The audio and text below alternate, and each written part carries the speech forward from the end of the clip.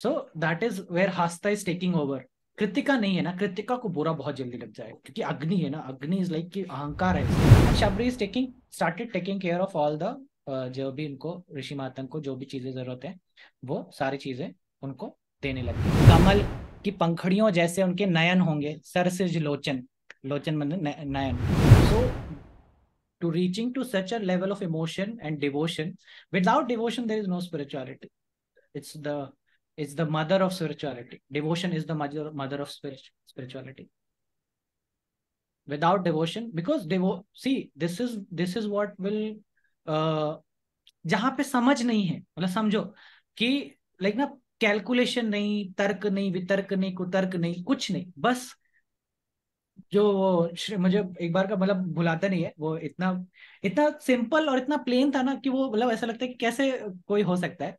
वो कृष्ण श्री श्री रविशंकर है ना अपने, ये आर्ट ऑफ लिविंग में, उनसे कोई पूछता है कि महाराज जी प्याज खाना चाहिए या लहसुन खाना चाहिए कि नहीं, वो बोलते हैं कि बस मत खाओ ना, मैं बोल रहा हूँ बस मत खाओ. इसलिए मैं बोलना ही नहीं चाहता कुछ भी कि ये होगा वो होएगा, तुम्हारा ऐसा राहु केतु एक्सेस, और मतलब राहु केतु की वजह से है वो प्याज लहसुन, ये बोले मत खाओ ना बस, मैं बोल रहा हूँ इसलिए नहीं खाओ. That is where he expect that, guru expects that devotion from you, कि बस मैं बोल देना तो भी तुम छोड़ दो, तो बात खत्म हो गया, उससे क्या तुमको जानना है कि क्या होगा क्या नहीं होगा, मैं बोल रहा हूँ. That is the level of devotion is expecting from his like ना student disciple, and he does not cares to give arguments. Arguments तो उनको देना पड़ता है ना जिनको समझाना. जहां प्रेम है वहां आर्ग्यूमेंट ही नहीं है, मतलब वहां पे तर्क ही नहीं है, वहां पे कोई चीज को एक्सप्लेन करने की जरूरत नहीं. You see, if you love somebody, you just give them a look, they will know, they will know what is going within you. That is the devotion part, that is the emotion part that is there. Just by a look, just by with your eyes, they will know everything that you are going through. And if you are not able to know them, then you are not like ना actually प्रेम नहीं है. मतलब प्रेम in the sense कि वो devotion part वाला part नहीं है, जहां पे जब तक सही या गलत, प्रेम में मतलब सही या गलत नहीं होता ना, और लिमिटेड भी नहीं होता कुछ भी चीज, कोई भी चीज लिमिटेड नहीं होती जब तक, मतलब कितना प्रेम करते हैं ऐसा नहीं बोल सकते ना कि इतना करते हैं, उसका सीमा नहीं हो जाता है, विदाउट लिमिटेशन होने लगता है वो. ठीक है, so that is the part of Anuradha. ठीक है, and that there is a long lasting desire to be there. ठीक है, और प्रेम, प्रेम आपको झुकाता है. प्रेम में कृतिका नहीं है, प्रेम में अहंकार नहीं है. Krittika is the fire, is the Agni, it's not there in Anuradha. That is why you are able, that is where hasta is there. Hasta, if you remember, I told it's the nakshatra for servants. It's not about servants, it's about bending down, like you're just willing to do anything to bend down. फिर कोई भी चीज में वो नहीं है. You understand, this नक्षत्र is given to मित्र. मित्र, अगर तुम ऐसा नॉर्मल समझो ना, ऐसा देवता तो नहीं समझो, नॉर्मल फ्रेंड्स कौन होते हैं? तुमने अक्सर खास दोस्तों के बीच में पता है क्या देखा होगा, कि वो एक दूसरे को गालियां देते हैं. क्यों देते हैं? क्योंकि गाली इज द मैक्सिमम, लाइक ना maximum thing that will hurt. कोई अगर नॉन मित्र पर्सन को गाली दो, यू विल बी हर्ट कि ये मेरे को ऐसा क्यों बोला. Mitra is the level where you have surpass that thing also, कि अब गाली देने से भी फर्क नहीं पड़ता. समझो ना कि अगर मैं तुमको गाली दो तो तुम दुखी हो गए, तुम्हें कष्ट होगा. यही मित्र गाली दे तो कोई फर्क ही नहीं पड़ता. Why, why is that? Because you have surpass that level, कि आप कुछ भी बोलो, कुछ भी शब्द हो तुम्हारे, उससे फर्क नहीं पड़ता. That is the level of मित्रता. क्यों होने तो बोल ले, तो उसको कोई क्या फर्क पड़ता है. और जब तक भर भर के चार गालियां ना दे लो, तब तक लगता नहीं कि मित्र है. ठीक है, मित्रता आती ही तभी है जब चार गालियां खुल के दे सको तुम किसी के सामने से, एंड सामने वाला भी आपको दे सके, and you don't have that, फर्क नहीं पड़ता, मतलब उससे उससे आपका रिलेशनशिप में कोई इफेक्ट नहीं है. सो यू अंडरस्टैंड, यही अगर हस्बैंड या वाइफ में हो, to a level, you reach to a level where you are giving like this brutally, and there is no effect on your relationship, then you have surpassed the level of mitrata. That is the level of friendship that you have. क्योंकि जो सबसे worst case में तुम्हें यही से बुरा लगता, अब तो उससे भी नहीं लगता. So you have surpassed. That is where mitrata starts. That is where friendship starts. That is what, who is mitra for you. Understand? So that is where Hasta is taking over. Krittika नहीं है ना, कृतिका को बुरा बहुत जल्दी लग जाएगा. कृतिका इज, मेरे को ऐसा कैसे बोला, मेरे को, क्योंकि अग्नि है ना, अग्नि इज लाइक कि अहंकार है इसके अंदर. मैं कौन हूँ, मैं क्या हूँ, वो इंडिपेंडेंसी वाली बात है, मेरे को अलग दिखाना है अपने से, वो वाली बात आती है अग्नि के अंदर, कृतिका के अंदर. ठीक है, and that is not there. So that there is only love, there is only devotion, there is only like ना, you have surpassed all the levels that you can be hurtful, you can get hurt, then you are friend. ठीक है, so that is where devotion is. I have Even a if, question. हाँ, friends हम normally third house या Gemini से देखते हैं, तो हम सेवेंथ हाउस की चीजें थर्ड हाउस के साथ कैसे मतलब रिलेट कर रहे हैं? कृतिका नहीं है क्योंकि वो सेवेंथ में है, पर मित्र तो थर्ड हाउस में जाएंगे ना, मित्र के साथ वैसा अफेक्शन कृतिका को अफेक्ट नहीं कर रहा ना, वो तो हम थर्ड हाउस से देखेंगे, सेवन से फ्रेंड्स क्यों थर्ड देते हैं? हाउस, थर्ड हाउस से देखते हैं ऐसा तुम कहना चाह रहे हो ना? हम्म. हाँ, लेकिन मैं बताऊंगा अभी, हम्म. थोड़ा और रुको. अभी हाउसेस पे आए नहीं है, बट यू विल सी. जैसे कि, और देखो, हस्बैंड वाइफ में ना ऐसी दोस्ती नहीं होती कि एक दूसरे को गाली दे, वो अब्यूज है, और डोमेस्टिक अब्यूज है वो प्रॉपर, वो रिलेशनशिप ये होता ही नहीं है कभी. वो थर्ड ये हाउस का तुम रिलेशनशिप इज वेरी डिफरेंट. ये तुम कह सकते हो, अभी कह सकते हो, but there comes a time in a relationship when you reach this stage, that is when you start experiencing radhe. But ये तो रिलेशनशिप की बात ही नहीं है ना, ये तो ये अफेक्शन की बात ही नहीं है, ये अफेक्शन की हाँ. बात, करेक्ट है. डिस्कस. रिलेशनशिप में प्रोटोकॉल होता है, ऑब्वियस सी बात है. दोस्त को भी बिना मतलब के गाली दोगे या थप्पड़ मारोगे तो दोस्त भी गुस्सा करेगा. वो उतना वो अफेक्शनेटली होता है. असली में लड़ाई हाँ. करो बस यू लड़ेगा. नो, हाँ, मतलब तुमको मालूम है कि कब तुम्हारा दोस्त सीरियसली तुमको ऐसा हर्ट करने के लिए गाली दे रहा है, और कब तुमको वो ऐसा अपना यार समझ के दे रहा है. वो you hmm. Will know the difference.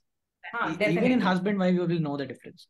उनकी यार वो ठीक है, बट मैं तो उस सेंस में कह रही हूँ ना कि मतलब दो डिफरेंट रिलेशनशिप हैं, तो सिर्फ कृतिका नहीं होना is for only seventh house matter, not for the third house matter. नहीं नहीं, तुमको थर्ड हाउस, तुम कृतिका मत जोड़ो इसमें, सिर्फ ऐसा मित्रा मैं बता रहा था ना, तुम मित्रा बोलते हो, तुम थर्ड हाउस से देखते हो. यही क्वेश्चन है ना, कि मित्रा थर्ड हाउस से हाँ. बोलते हैं. So if you remember, we also talked bed from 12th house, hmm. remember? But we, as a nakshatra wise, we studied bed in Leo, Falguni. हाँ. So can you see the polarity that 12th house से 5th house, 12th house house wise पढ़ा था, हम्म. House wise हमने bed 12th house में पढ़ा था, लेकिन नक्षत्र wise it is sitting in 5th house. 8th relationship आया ना. हम्म. इसी तरीके से मित्र हमने हाउस वाइज कहाँ पढ़ा था? Third house. Third house. 8th relationship आएगा स्कॉर्पियो में. Scorpio is the Mitra, and if it house wise, it will go in the Gemini. So it's not, it's you can understand anything that is in Scorpio will affect your friendship directly. ठीक है, ऐसा समझ.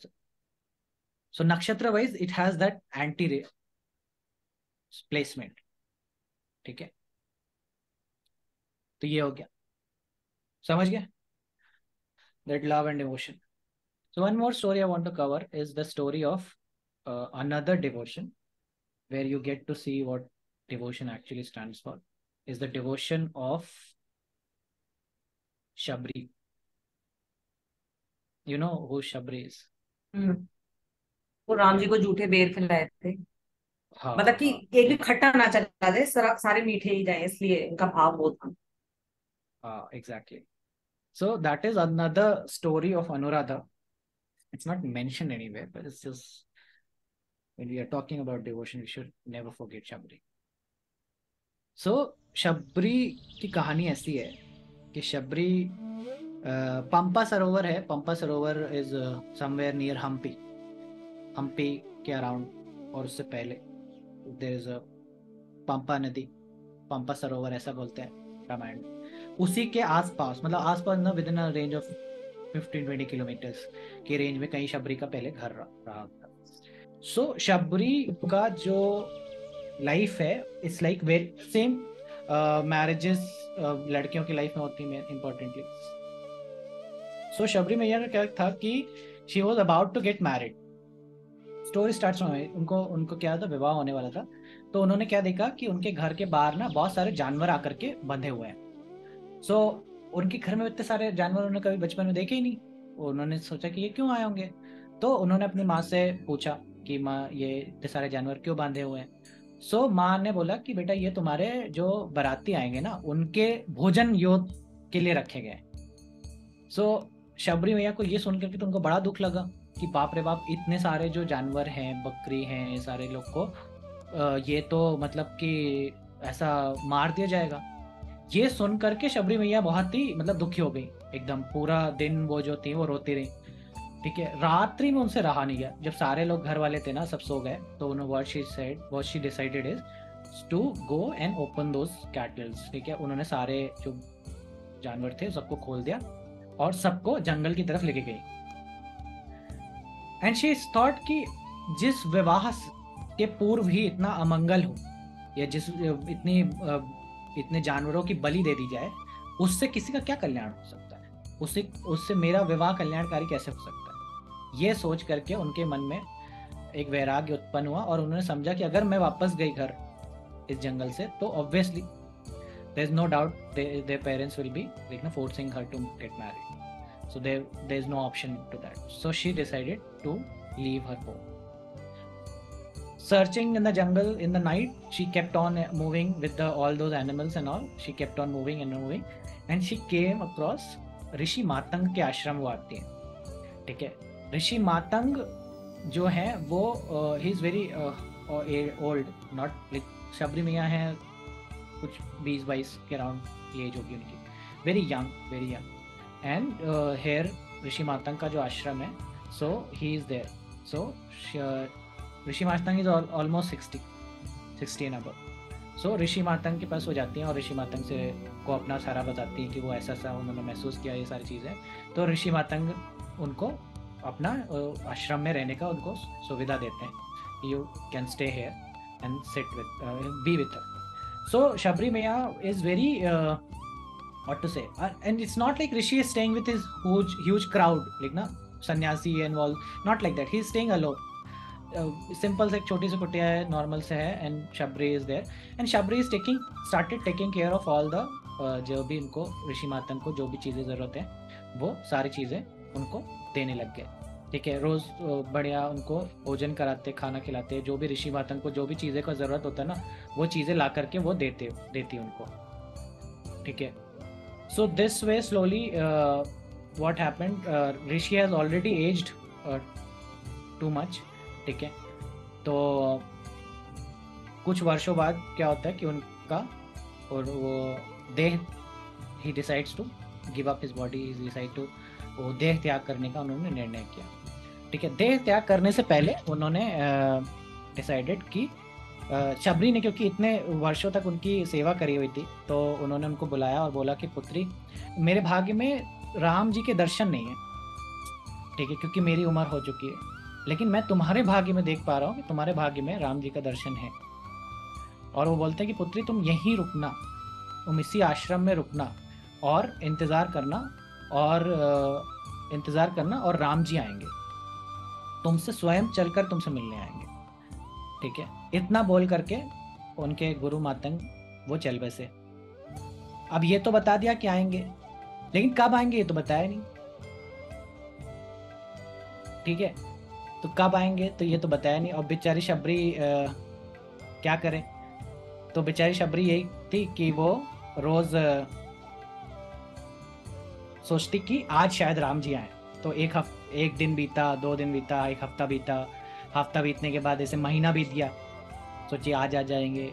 अब वो उसको तो मालूम नहीं कि ना कब आएंगे, कौन है राम जी, वो सब तो सिर्फ ऋषि जी ने उतना बोला कि राम जी आएंगे।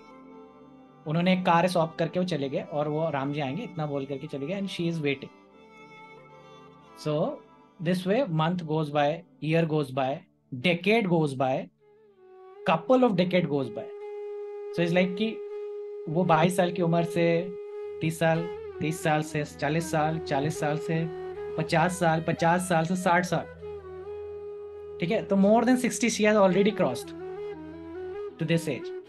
And that there is a whole song like ना कि अरे रामा रामा रटते रटते बीती रे उमरिया, रामा रामा रटते रटते बीती रे उमरिया, प्रभु जी तुम नहीं रघुकुल नंदन कब आओगे, रघुकुल नंदन कब आओगे, भिलनी की डगरिया, रामा रामा रटते रटते. There's a whole song where she like the song represents how she is spending this whole day, है ना, कि वो रोज वेटिंग करते हुए this way. So after a very long time, ठीक है, very long time what happens is कि Ram ji comes to her, ठीक है, लेकिन वही है कि she never she had a very strong belief and devotion towards his guru, कि अगर उन्होंने कहा है तो आएंगे तो जरूर. मुझे कहीं वो ऐसा भी नहीं करती थी कि आश्रम से बहुत दूर चली जाती थी, ठीक है, आश्रम से वो इस डर से कि भाई आज आ गए तो कैसे, मतलब कैसे वो मिस ना हो जाए. So she never used to go, and you don't realize the very fact a young woman living in a ashram in a village in a jungle is very difficult, ठीक है. Still she is like not living alone, waiting for Ramji to come, only on one statement of his Guruji कि राम आएंगे, ठीक है. So in this way, so फिर शबरी के साथ एक दिन वो घटता है कि शबरी देखते है कि राम जी आ रहे हैं. रामचरितमानस की चौपाई ऐसी है, शबरी देखी नहीं, शबरी देखी राम गृह आए, मुनि के बचन समुझ जिए भाए, सरसिज लोचन बाहु विशाला, जटा मुकुट सिर उर्बन माला, श्याम गौर सुंदर दो भाई, सबरी परी चरण लपटाई, प्रेम मगन मुख बचन नावा, पुनि पुनि पद सरोज सिर नावा, सादर जल लय चरण पखारे, पुनि सुंदर आसन बैठारे, कंद मूल फल सुरस अति दिए राम कहुआनी, प्रेम सहित प्रभु खाए बारंबार बखानी. तो शबरी ने, ये चौपाई कहती है कि शबरी ने जैसे राम जी को देखा ना, तो उसको मुनि के बचन समुझी जिए भाई, तो उन्हें ऋषि मातंग की बात याद आ गई कि ऋषि मातंग ने चिन्ह बताए थे कि कैसे पहचानेंगे कि राम जी हैं, ठीक है. तो बोले कि सर सिर लोचन बाहु विशाला, बोले कि राम जी आएंगे तो उनके जो हाथ होंगे वो अजान बाहु होंगे, उनके लंबे हाथ होंगे, ठीक है, कमल की पंखड़ियों जैसे उनके नयन होंगे, सर सिर लोचन, लोचन मतलब नयन, और उन्होंने हुड बना रखा होगा, जटा मुकुट अपना बना रखा होगा, गले में उर्बन माला होगी, ठीक है, श्याम और सुंदर, एक श्याम होंगे और एक गोरे होंगे, एक सांवले होंगे एक गोरे होंगे, ठीक है. तो राम जी को वो देखी, वो सारा देखी जब उनको, तो पहले वो सारी चीजें उनको याद करके मैच कर रही है कि देख लें कि हाँ बाह तो एकदम बढ़िया है, मुकुट भी पहने हैं, ठीक है, श्याम और सुंदर. अब बस ये कंफर्म हो जाए कि ये दोनों भाई हैं. तो शबरी जी पूछते हैं कि भैया ये बताइए कि ये आपके क्या लगते हैं. तो राम जी बोलते हैं कि ये मेरा छोटा भाई है. तो शबरी सुन करके एकदम भाव विभोर होकर के शबरी परी चरण लपटाई, तो वो चरणों में एकदम लपट से गई राम जी को देख करके, और इतना लपट रही है कि बोल रही है कि कुछ बोला ही नहीं जा रहा है उससे. होता है ना, when you are so deeply engrossed in your emotion that you are not able to speak. So that is the level Shabari is, कि बोल रहे हैं कि प्रेम मगन मुख बचन ना आवा, इतना प्रेम में मगन है कि मुख से वचन ही नहीं आ रहे कि बोले तो बोले कैसे। और बोल रहे पूरा पुनी पुनी पद सिर लोचन, मतलब बार बार उसको उठाना चाह रहे हैं राम जी, लेकिन वो उठ नहीं पा रही है। She is again again bending down. ठीक है। तो उसके बाद जब शबरी जी फिर आते हैं, उनको एक आसन देते हैं। ठीक है। और उनको एक जल से उनका पाँव, सादर जल से उनका पाँव धोती हैं, उनको बैठाती हैं और कंदमूल फल उनको देती हैं। ठीक है। और कंदमूल फल करने के बाद जितनी चीज़ें गुरुजी ने बताई थी वो सब तो उन्होंने करी। एक चीज़ वहाँ पे फंस गई। गुरुजी ने उनको कहा था कि जब तुम उनको फल खिला देना, उनको भोजन कराने के बाद तुम उनकी भक्ति करना, उनकी स्तुति करना राम जी की। तो अब शबरी मैया कहती है राम जी से कि गुरुजी ने ऐसा कहा था कि स्तुति करनी है, लेकिन मैं बेचारी अनपढ़, मेरे को तो कुछ भी आता ही नहीं है और मैं स्तुति कैसे करूं। ठीक है। तो श्री राम जी कहते हैं कि मैया आप परेशान ना हो, आपने पढ़ाई लिखाई नहीं करी, नहीं पढ़ा तो क्या हुआ, आपका राम तो पढ़ा है। आप परेशान मत होइए, आपका राम आपकी स्तुति करेगा आज। ठीक है। तो राम जी फिर शबरी मैया की स्तुति करते हैं। ठीक है। और स्तुति करते हुए राम जी उनको नवधा भक्ति, यानी कि 9 लिम्स ऑफ डिवोशन, भक्ति के 9 रूप का विवरण बताते हैं। Where he tries to explain that 9 devotions. ठीक है। वो 9 डिवोशंस का जो चौपाई है वो ऐसा है। प्रथम भगति संतन करि संगा, दूसरी रति मम कथा प्रसंगा, गुरुपद पंकज सेवा, तीसरी भक्ति आम अमान, चौथी भक्ति मम गुण कर एक, फिर मंत्र जप मम दृढ़ विश्वासा, पंचम भजन सो भेद प्रकाशा, छठ दस शील बरिद बहु कर्मा, निरति निरंतर सजन धर्मा, सतबासम मोहि मैं जग देखा, मोते संत अधिक करि लेखा, अठवा जथा लाभ संतोषा, सपने नहीं देखै पर दोषा, नवम सरल सब छन सन छलहीन, मम भरोसे ही हर्ष न दीना। ठीक है। So these are